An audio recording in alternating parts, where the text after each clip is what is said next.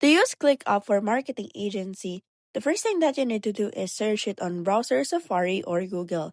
Afterwards, you will be redirected on the page or website of the clickup.com and you will see there the marketing agency template by ClickUp. So what you need to do is go ahead and click on the get free template. After selecting the get free template, you will be now redirected on the page on the template of your main dashboard. Of course, you have to sign in. Now, as you can see, this is the official dashboard of the ClickUp. What you need to do is click on the home.